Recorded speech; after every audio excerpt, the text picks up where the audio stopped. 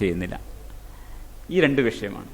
ഈ രണ്ട് പ്രശ്നങ്ങൾ കൊണ്ട് sedentary life style and diet containing excess calories, ഈ രണ്ട് കാരണങ്ങൾ കൊണ്ടുണ്ടാവുന്ന ജീവിതശൈലി രോഗത്തിനെയാണ് മെറ്റബോളിക് സിൻഡ്രോം എന്നാണ് പറയുക. മെറ്റബോളിക് സിൻഡ്രോം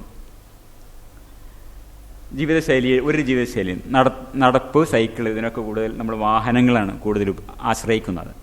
നമ്മുടെ ജീവിതശൈലിയിൽ കുറഞ്ഞ ഏതാനും കാലങ്ങൾ കൊണ്ട് ഇതിൽ പ്രധാനമായൊരു വ്യത്യാസം, നമ്മൾ വാഹനങ്ങളെ ആശ്രയിക്കുന്നു, നടപ്പ് നമ്മുടെ ശീലമല്ലാതായി മാറി, ഫിസിക്കൽ ആക്ടിവിറ്റി കുറഞ്ഞു, ഭക്ഷണം പണ്ടത്തേക്കാൾ സമൃദ്ധമായി, എല്ലാ നേരവും ചോറ്, ചപ്പാത്തി, ഇങ്ങനെയുള്ള കാലറി കൂടിയ ഭക്ഷണങ്ങൾ, ശർക്കര, തേന്, പഞ്ചസാര, ഒരുപാട് കാലറി നമ്മൾ കഴിക്കുകയും അത് ചിലവാകാതിരിക്കുകയും ചെയ്യുന്നു.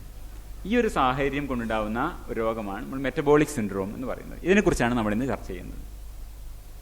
എന്താണ് മെറ്റബോളിക് സിൻഡ്രോമിൽ കാണുന്നത്? ഇതൊക്കെയാണ് ഉണ്ടാകുന്നത്: ഒബീസിറ്റി, ദുർമേധസ്, high blood glucose and insulin levels. ഇത് പൊതുവെ മനസ്സിലാക്കാത്ത ഒരു കാര്യമാണ്. ബ്ലഡ് ഷുഗർ കൂടിയ ആൾക്കാർ നമ്മൾ സാധാരണ ധരിക്കുന്നത് എന്താണ്? ഇൻസുലിൻ കുറഞ്ഞതുകൊണ്ടാണ്. വാസ്തവത്തിൽ അങ്ങനെയല്ല. ബ്ലഡ് ഷുഗർ കൂടിയതായി കാണുന്ന ആൾക്കാരുടെ നമ്മൾ കാണുന്നതിൽ വലിയൊരു ശതമാനവും 90% കൂടുതൽ ആൾക്കാരുടെയും ഇൻസുലിൻ ലെവൽ ഉയർന്നു തന്നെയായിരിക്കും. അതൊരു പാരഡോക്സാണ്.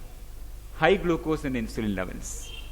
പിന്നെ നമുക്കറിയാം, നല്ല കൊളസ്ട്രോൾ കുറയുകയും ചീത്ത കൊളസ്ട്രോൾ കൂടുകയും ചെയ്യുന്നു. ലോ HDL, ബാക്കിയുള്ള കൊഴുപ്പിൻ്റെ രക്തത്തിലെ അംശം കൂടുന്നു.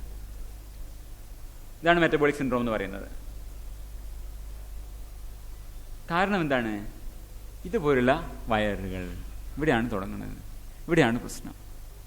ഈ വയറിലെ ദുർമേധസ്, തടി, ഇതാണ് നമുക്ക് രക്തത്തിലെ കൊളസ്ട്രോളിൻ്റെ അംശത്തിനെ വർദ്ധിപ്പിക്കുന്നത്, കൊളസ്ട്രോൾ കൂട്ടുന്നത്. ചീത്ത കൊളസ്ട്രോൾ കൂടുകയും നല്ല കൊളസ്ട്രോൾ, ഗുഡ് കൊളസ്ട്രോൾ എന്ന് പറഞ്ഞാൽ HDL കുറയുകയും ചെയ്യുന്നതിൻ്റെ അടിസ്ഥാനപരമായ കാരണം കൊടവയറുകളാണ്. ഇതാണ് ഇന്നത്തെ ആദ്യത്തെ പാഠം. കൊടവയറിനാണ് ഇതൊക്കെ ഉണ്ടാവുന്നത്. ഇതാണ് ഈ രക്തത്തിലുള്ള അമിതമായ കൊഴുപ്പ് ആണ് രക്തക്കുഴലുകളിൽ, ഹൃദയത്തിൻ്റെയും രക്തക്കുഴലുകളിൽ വന്ന് അടിയുകയും ഹൃദയം പ്രവർത്തിക്കാതിരിക്കുകയും ചെയ്യുന്നതിൻ്റെ കാരണം. ഇതെന്തുകൊണ്ടാണ്? ഇത് ഒരു വിദേശ ലിറ്ററേച്ചറിൽ ഞാൻ എടുത്തിട്ടുള്ളതാണ്. എല്ലാ സമയത്തും എല്ലാ ദിക്കിലും ഭക്ഷണം കിട്ടുന്നു. എവിടെ പോയാലും ഭക്ഷണം കിട്ടുന്ന സാധ്യതയുണ്ട് നമുക്ക്. അവിടെ സാധാരണ ഭക്ഷണം കിട്ടാത്തടങ്ങളിൽ പോലും, പെട്രോൾ പമ്പിൽ പോലും ഭക്ഷണം കിട്ടുന്ന അവസ്ഥയാണ്. പിന്നെ വർക്ക് കുറഞ്ഞു. എന്നുവെച്ചാൽ നമ്മുടെ ലിഷർ ടൈം തന്നെ നമ്മൾ ഉപയോഗിക്കുന്നത് എന്തിനാണ്? ടെലിവിഷൻ നോക്കാനും ഇൻ്റർനെറ്റ് നോക്കാനും കൂടിയാണ്. അതിനാണ്. ഇത് വിദേശത്തെ സ്ത്രീ പറഞ്ഞിട്ടുള്ളൊരു പേപ്പറാണ്. പിന്നെ ഫാസ്റ്റ് ഫുഡ്, സാധാരണ പറയാറുള്ള പോലെ ഷുഗർ സ്വീറ്റൻ ബെവറേജസ്, നമ്മുടെ കോളകൾ, രസ്ന, ഇങ്ങനത്തെ സാധനങ്ങൾ, ഇതിൻ്റെ മാർക്കറ്റിംഗ് ക്യാമ്പയിൻസ്, ഇതൊക്കെ ഒരു പൊതുവെ പറയപ്പെടുന്ന കാരണങ്ങൾ. ഇന്ത്യയിലും സ്ഥിതി വ്യത്യസ്തമല്ല. ലൈഫ് സ്റ്റൈൽ ഡിസീസസ് ഇവിടെ പൂറായ ദരിദ്ര വിഭാഗങ്ങളിലാണ് ഇവിടെ ജീവിതശൈലി രോഗങ്ങൾ കൂടുതൽ എന്നാണ് ഇന്ത്യയിൽ പറയുന്നത്. യാത്രക്ക് കൂടുതൽ വാഹനങ്ങൾ നമ്മൾ ആശ്രയിക്കുന്നു. വിശ്രമവേളകൾ നമ്മൾ TV-യുടെ മുന്നിൽ ചെലവഴിക്കുന്നു. ഭക്ഷണമാണെങ്കിൽ ധാരാളം കുന്നുകണക്കിന് ചോറ്, നെയ്യപ്പം, പായസം, പുട്ട്, പഴം, കാലറി ഇങ്ങനെ കൂടി വരും. കടകളിൽ നിറയെ പലഹാരങ്ങളാണ്. സമൃദ്ധമായ ഭക്ഷണം, എവിടെയും ഭക്ഷണം, എല്ലാ നേരവും ഭക്ഷണം. ഇതിനെപ്പറ്റി നമ്മൾ വറി ചെയ്യേണ്ടതുണ്ട്. ഓരോ ആളും ഷുഡ് യു ബി വറീഡ്?